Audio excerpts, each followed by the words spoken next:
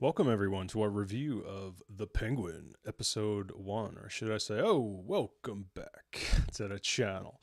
Yes, man, this turned out to be a full-on gangster series, so I thought this would be great, perfect, ideal for our GMTV series here, our gangsta movies and television, mob news, mob history, all things organized crime. So, yes, this will be as you can see, a spoiler-free review for episode 1, and then for the rest of the episodes, we'll be doing full-on spoiler reviews. Also, starting next week, Penguin episodes will start dropping Sunday nights, the official time slot of The Sopranos. Which means you can catch our live reviews just a day later on Monday. So this one is obviously on a Friday. We're going to start doing them on Mondays. So on that note, smash that like button, hit subscribe, turn on notifications for future live streams, for future, Penguin review episodes. We are now monetized, so we're working on membership levels as we speak, as well as a separate Patreon. But in the meantime, once again, very excited to be monetized. So you can always feel free to leave a super thanks. They are much appreciated. You can find them on any and every video that we post. Please let me know if you can't, if you have trouble doing that. We would love to do that. And if you can't, of course, don't feel like you need to break yourself to help us out. All right, let's begin. Again, this is a spoiler review, so don't worry about any spoilers. Those will start next week with episode 2. We'll do more of like a walkthrough, the events of kind of like each sequence of events throughout the episode. But for now, once again, spoiler free for episode 1. I'm going to review this series from two perspectives. One is a gangster movie fan. The other is a Bat fan. I did debate my approach here because part of me wants to just evaluate it for what it is, not necessarily just because it happens to be part of Matt Reeves' The Batman universe. But as I say about Joker, Gotham, Pennyworth, you decided to slap a DC label on it. So at some point, you will get my thoughts as a DC fan. You're going to hear it. But yeah, so back to some broad strokes. I loved it as a gangster movie fan. So I'm not going to bury the lead there. I loved it. But not thrilled as a Bat fan. Not disappointed, per se. Just not thrilled. But let's start off positive. Let's cover the gangsta movie of it all. This is a straight up crime series. There is make no bones about it. The Penguin is a mob show. It just happens to take place, in the same Gotham as Matt Reeves, the Batman. Before saying anything else, I have no problem with that premise. That's a fine premise to me. Sorry, in many ways, I'm still getting used to going live here. In many ways, this is the exact type of genre series I've wanted for years. Like even in the Star Wars universe, I always wanted an R-rated, like Tales of the Cantina type gangster show centered at Jabba's palace, for example, or the gangster family of the Hutts, whatever it is. Han Solo-esque smugglers. You have a whole world of a whole underworld, as it were, in the Star Wars universe. Why not have like a Sopranos meets the Hutts? That would be incredible. But back to Batman, we now have that show. And it's in the universe of my favorite character I like even more than Star Wars, the Bat. So the Penguin is, once again, a hardcore R-rated, or I haven't said this yet, but aside from it being just a gangster show, straight up, the Penguin is a hardcore R-rated, graphic, Sopranos-level gangster series for adults. So again, this is a spoiler review. Do not watch this with your kids. It is not for kids. The Batman is rated PG-13. This is hard R. What I love about it, though, is that it's not just going, all right, we have this gritty, very real world that we set up. Great world building, I thought, in The Batman. My problem with that movie was, even though it was aesthetically really nice, it didn't feel Batman enough. It wasn't adventurous. It was so crime mob heavy that you kind of lost out on some of the fantastical Bat stuff that I think you could have, even in that kind of grounded world. I think there could have been more, let's say, standard Batman stuff. But that weirdly created like the perfect Goldilocks formula for this show, which I think right off the bat, I'm not gonna bury the lead here either. I like this way better than The Batman because again, this is what it says it is. It's saying it's a gangster show. Again, we'll get to the Batman stuff, which I covered in a little bit. I do have the DC label beef that I mentioned before with it. But man, it is just so great to see, like, again, like the Sopranos, but in the DC universe. And what's different about it, I keep saying Sopranos. Sopranos is just kind of one of the easiest access points that you could get to it. Sopranos meaning it's a, you know, HBO is known for their crime series, so they're not holding back with the language again. Violence, it's Sopranos in that sense. But the thing about the Sopranos, it's very much deliberately set in the real world, and not just the real world of New Jersey, the real world of America. That was part of David Chase's whole project with that show, was it's a very much an American story. And New Jersey kind of acted as this greater American. It was more accessible to people because more of America looks like New Jersey. You know, it's suburban. It's not the city. It's this guy, you know, he's got a lawn and he's got a house. He doesn't just have an apartment in the city or some townhouse that's less relatable than, let's say, the Corleones or something. This is just unapologetically in a city. These are the top level gangsters of in a way it's more Godfather in terms of the level of mob that they're at. Like, you know, the Godfather followed, even though Tony Soprano was the boss of the Jersey family, they don't have nearly as much power as the New York guys. So this is like, again, Corleone level. And the other cool thing that's about that, the cool thing about that is, now I'm going to get to my favorite, I think, part of the entire thing. Of course, there's performance. That's incredible. We're going to get to that. Makeup, just unbelievable. Can't believe this is Colin Farrell. We haven't talked about that. But like, it's taking, once again, some of my favorite aspects of the Batman, that world building. Gotham City, man. It is like this, just, it looked so freaking good. I love that Gotham City. It's kind of like 90s New York, this weird anachronistic. It almost felt like Seven. You know, Matt Reeves said Seven was a big influence. So it's like the New York of Seven meets Batman. And I just thought that was a really cool, also Blade Runner though.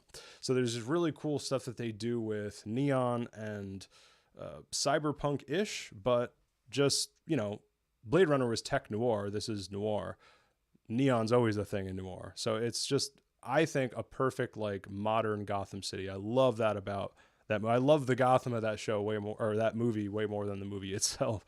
But to take, my point is, for this, that Gotham, it's the same Gotham. They don't hold back. You have an HBO level budget. So it's like the Game of Thrones epic level fantasy effects that you would put into any setting that you get, but it just happens to be with this gangster show that's pretty grounded in a lot of ways, in terms of, it's a gangster drama. Like, it's not really actiony. There's some action, but it's more of just again, gangster drama.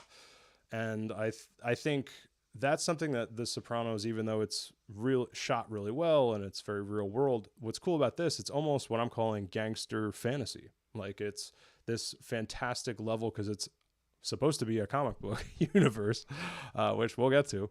But it's just cool to see a gangster show essentially set with a comic book background, with a Gotham City that you would see straight up in a comic book. Like, even in the Nolan movies, we did not get, as great as they were, it was Chicago, it was whatever city. Whereas this is, I love that, again, about the Batman, the aesthetic of Gotham. All right, so I guess before we get to the Batman stuff, the performance, unbelievable. Like, Colin Farrell he's obviously buried under a foot of makeup, so it's not surprising you can't recognize him physically, but just the way he moves, he completely embodies this guy. And it is such a good performance. Like, it's so impressive that this dude, specifically, I'd say, with the dialect, the New York accent, people think they can do a New York accent, and most of the time it's terrible. If you're from that area of the country, which I am, most people do terrible New York accents. And these could be like Shakespearean level trained people, and it's like, dude, get a dialect coach for longer, whatever you got to do. Colin Farrell, I heard HBO is actually doing a podcast right now. It's on the same podcast feed. Point is, I heard an interview with Colin Farrell, to get to the point. And he was on that talking about the Penguin, of course, but he was talking specifically about the dialect coach, and he said like 2 months he worked with a dialect coach. However long Colin Farrell had to do it, take that time to do it, because man, it's like unrecognizable. And then on the podcast, he like transitioned from his Irish accent, and he's like, yeah, so my son saw me for the first time while I was wearing, the outfit, and I came out and he said whatever line it was, and he went straight into the Penguin accent. I was just like, oh my God, it really sounds like a guy from New York. I mean, there's some, I think, liberties that he takes, almost like poetic license, I'd say, to make it a little fantastical, a little stereotypical, like for example, the word like foist. Like, this is the foist time, blah, blah, blah. You're not going to hear a lot of guys in New York going that. That's like an old-timey, old school New York accent. You don't hear much of that, I'd say, anymore. But, it's there, and it is totally fair in this world because it's supposed to, he's playing it big is the point. But man, the dialect work is unbelievable. The makeup, and he was saying in the podcast, they have, and back to like where you can find it. It was what was the Podly podcast, the Peacemaker podcast. It's that same feed is now the Penguin podcast on iTunes. And I was like, why do I didn't subscribe to this. And all of a sudden this Penguin podcast pops up, like the official HBO podcast is the point. So like Colin Farrell is on the first episode for like 30-40 minutes. Fascinating stuff. And he was saying they had a guy just for the teeth. They had a guy just for the makeup. They had a guy just for prosthetics, eyebrows, hair, suit, the bodysuit. I mean, it goes on and on and on. Then he takes on this whole walk. It is an entire thing and what the incredible thing, if you think about it from a production standpoint, that is what you're seeing on set. Like, that is all in camera. When there's no CG with that, everything in terms of that character physically in that you're seeing, that's everything that you would see on a set. And that is just mind-bending as, as a camera guy, especially in this world now with the volume, with all the tech that we have to make people look different, mocap, motion capture. I just think as like a lighting guy, a sound guy on that set, how lucky are you that you get to just watch one of like the best looking actors on the planet turn into an ugly, waddling Tony Soprano. You also have Christina Milioti. She is so good. She goes back to The Sopranos. She plays Sophia Falcone. I love this character. And this is where, before I get to the negatives of the Batman stuff, like, I just love that you have a psycho killer member of essentially a Soprano family member. Let's call it Corleone. But it's like if one of the Corleones, it's like if Connie Corleone was a psycho and was part of the mob. She wasn't just, a woman in the family. She was a straight up gangster in the family. And she just got out of Arkham. Like, as a Bat fan, I'm like, ooh, you just got out of Arkham. Because we know you don't just go to Arkham for anything. You go to Arkham because you are the worst of the worst of the worst. Like, that is literally where the villains go. So I love that she's like essentially a villain. I like that they didn't do, Sophia, I'm pretty sure in Long Halloween, goes back to Long Halloween in case you're not familiar with this stuff. With the Batman stuff specifically, Long Halloween is a source for a lot of the gangster characters that we have here. The Falcones, the Maronis, just essentially the mob world of Batman lore, as it were, goes back. A lot of that goes back to, I think, 1996, Long Halloween, written by Jeff Loeb and drawn by Tim Sale. But yeah, that stuff, a lot of that comes from Long Halloween. And in Long Halloween, my point is that Sophia Falcone is like just a refrigerator. Like, she's just huge. And I liked that about her too. She's a badass in the comic. I think you could have brought some of that to this, but what's amazing about Christina Milioti is that she's petite. She's small. Even in The Sopranos, it was like they deliberately cast her as a nearly, at that point, I mean, she's filled out a little bit, but like, she's still skinny now. She was like anorexic level, but she was part of the Johnny Sack's family. So Ginny Sack and his daughter, what was her name? Allegra. They were huge. They were like obese women almost. And then you have this tiny little Christine Milioti. So to make her this petite, But I love that about someone with that much power and who's that crazy, is that size doesn't matter in that case. Specifically with the mob, like you don't really have to lift a finger if you're a mob boss or captain or whatever. So just that kind of brain / psycho, the killer thing over brawn is a really interesting thing to see. What else? I don't want to give much away. It's kind of, I don't want to dance around some of the stuff. I'll also get to casting with, with the guy, yeah, this isn't spoiler. Anyway, one of the Falcones is played by the guy who was in Mrs. Maisel.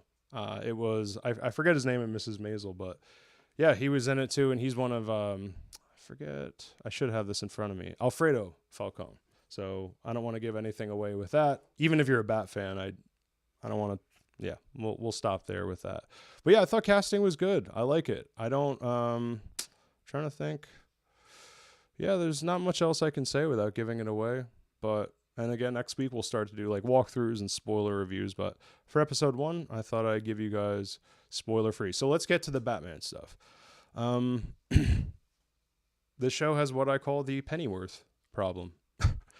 In one of the review clips I did catch for the show. I really do my best to not listen to full-on reviews before doing my own review for anything, but I did just catch a quick minute on a podcast, and they said, if you didn't know this character was supposed to be connected to Batman, you would have no indication from this show that it is. Like, you would have no idea. And if you think about it, it's true. It's like there's nothing that makes it Batman-ish. And I just feel like even if you're going into this fresh, let's say this is the first gangster thing you've ever seen, this would give you a great idea of how the gangster genre feels. It's noirish, it's crime. You have the palace intrigue or political intrigue of people vying for power. The whole thing is about his rise to power, not giving anything away there, but that is what the show is about.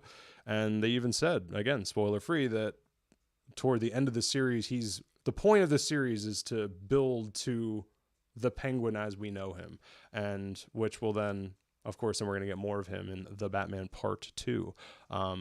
But it's like, that's the point of this show. So that works great with any kind of gangster because it's about the rise, right? Even The Sopranos opened with the rise of Tony Soprano. He's still a captain. He's still a soldier. He's high up, but he's not the boss. So it's just perfect kind of, I don't know. It's great for this stuff, but I just feel like you should still, anyway, so back to, as a Bat fan, you should also go into this having never seen, if it's going to deliver on the gangster genre this well, it should also deliver on the, not necessarily comic book movie genre, but let's say the Batman genre. Something about Batman should feel more present. I don't see why you couldn't get some more references to him. Throw in some bat symbols here and there. Throw in some references to how these guys are scared that he's out there. Like, none of these gangsters, from my memory, he should have more of a even if we don't see the character, he should have more of a presence. They should fear the Batman. The point of Batman is to strike fear into criminals. These are criminals. You decided to do a crime show set in Gotham. These people should be scared of the guy who's supposed to strike fear into them. They are the king of the criminals, the king of the mob. The mob is the king of crime in each city. So it's like, to just act like this is about, yes, we should focus on the Penguin in a show called The Penguin. We should also focus on how the Batman shapes all these characters, especially if this is an early Batman. We got that a million times. It's year 2 Batman. It's year 2 Batman. Matt Reeves keeps saying that. Okay, why does this not feel more Batman-ish? And it's in Gotham. It's noir-ish. It would be a lot of, and the other thing, I don't know if I've said this before, this is a lot more fun than The Sopranos. Like, if just to not keep using Sopranos as a comparison, but it's important to note that The Sopranos is not the most fun show. It has fun aspects. It's funny, but it's very deliberately existential, pretty dark, and it got darker and darker and darker. This is just gangster fun. And again, almost like gangster fantasy. It's got the violence. It delivers all that stuff. It is brutal. It's sad. It's this and that. It's tragic, of course. You got to have that with gangster stuff. But it's just more fun. And I think that kind of... But then again, the Batman movie wasn't too fun. So I don't know. Maybe Matt Reeves just doesn't ever want to give us bat fun. But yeah, back to my, again, what I call the Pennyworth problem. I've never watched the show. I've heard it's good, but I did watch enough of Gotham, who is by the same creator, and I've seen enough comic book movies such as Joker. Let's bring it back to movies. It's like, just because you put a DC label on it doesn't make it, like, you kind of shouldn't have. I don't know why you're even doing it. I'm glad this show exists. I love this show. I'm glad we're getting a gangster show set in Gotham City. But I almost wish like this came first and then built to the Batman. Because again, I already have seen what Matt Reeves wants to give me for the Batman, and it's not bat enough, let's call it. It's just not Batman enough for my taste. I think it had really good qualities to it, just not enough as a Bat fan. It's not delivering enough on that genre. And I think that this could, I kind of forgot where I was going. So the Pennyworth problem. I also, again, I had that problem with Joker. It's like, that guy will never go up against Batman. The main problem is he's not smart enough. At no point in that movie did they indicate that he's like intelligent, let alone to take on someone with a higher IQ than Einstein, according to Batman lore. It's like, Batman is a super genius. That if he has one superpower, it's that he is a genius. And then at no point in Joker, and this is just one example of why it's not DC enough, he will never go up against who is supposed to be his arch nemesis. And it's like a crazy guy who's shooting people on talk shows and possibly imagined all this is not enough to say that is the arch nemesis of my favorite character. And my favorite character aside, he's also, I think it's without debate, the most popular supervillain of all time. The most popular supervillain of all time should be able to fight Batman, I think. I think that's a fair ask. And this has that problem. Again, it's just like, okay, yes, Salvatore Maroni. Oh, and Clancy Brown played Maroni. We saw him in jail. That was great.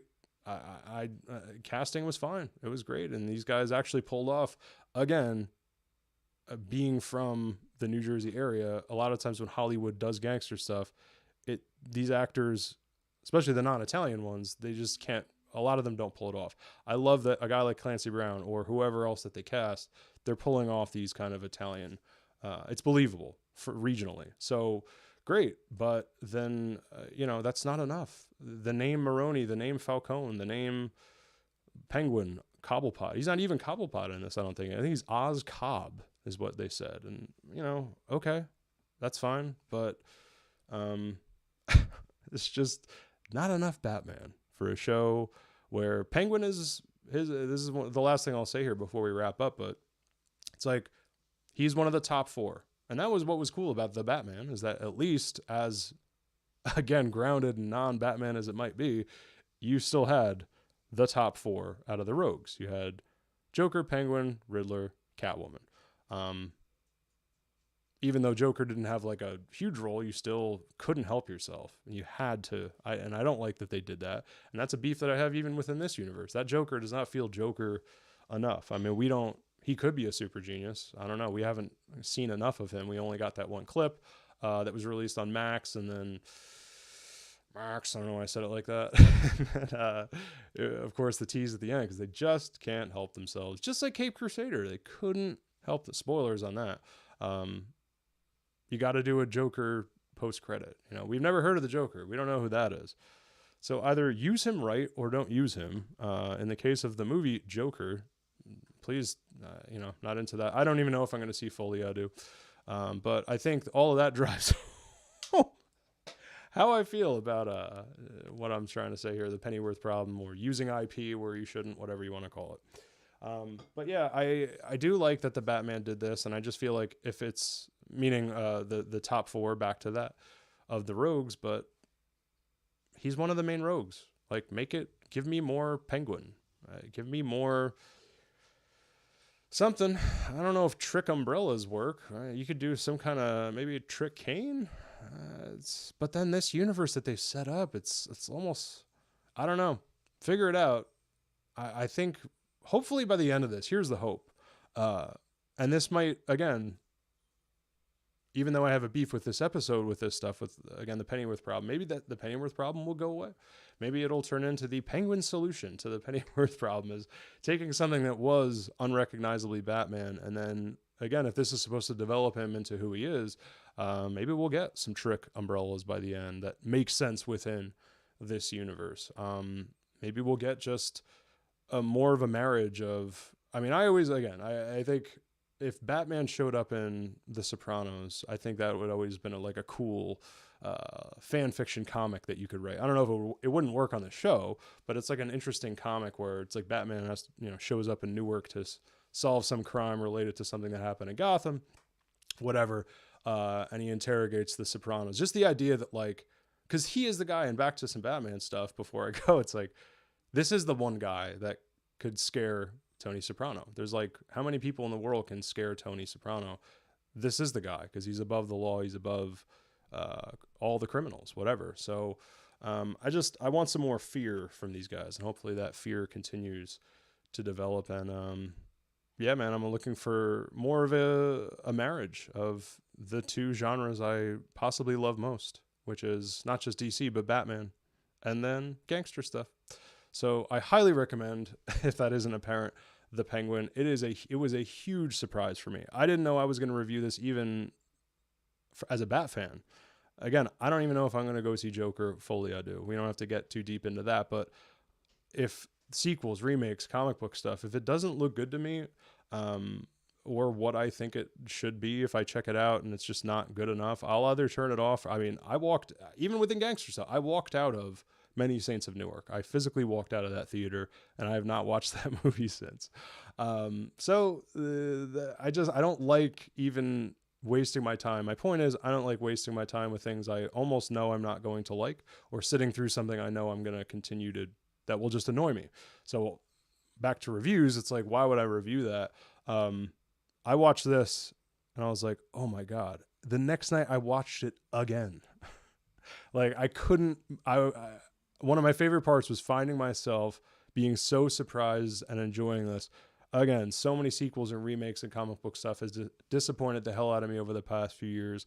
But to end positively, here's something. Again, if you just step up the Batman stuff a little bit, you have nailed bringing a comic book movie into a series on HBO. Bravo. Bravissimo. So before I go, I do have to plug, we have a Batman Beyond documentary that I am making. I was about to say coming to the channel. It's not just coming to the channel. I am making a Batman Beyond documentary. So if you like the world of Batman, you like Batman Beyond, we of course have our Above and Batman Beyond YouTube channel, but now here on the network, I'll put a link below, but it is, we have a Batman playlist here on the channel. I've brought a lot of the interviews that I've done in the past onto the channel here. I used to interview Kevin Conroy, the voice of Batman, the whole cast and crew of Batman Beyond, bunch of people from Batman the Animated Series, comic book people, Bat fans, all kinds of people. So I have migrated a lot of that stuff into YouTube form, brought it here to the channel, and we are now going to do a documentary. I have a DP, I have a director of photography. He's really good. I cannot wait to see his skills applied to Batman Beyond stuff. We have a shooting location. It's going to be at a local comic book shop.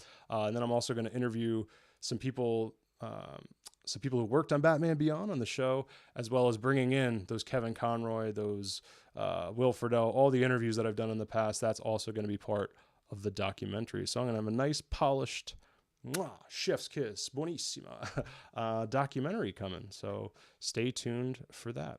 And then finally, upcoming Megalopolis review and news. September is the month of Megalopolis. The movie came out today. So Monday will be our stream once again, not for Penguin, because that's going to start the following week, because that's when it'll start dropping Sunday on HBO Max, the Penguin. But Megalopolis will be our Monday stream this Monday. Sorry it took so long to say that. But yeah, that'll be our Megalopolis full spoiler review, and then whatever other news is coming out of that. But yeah, guys, check out the Penguin.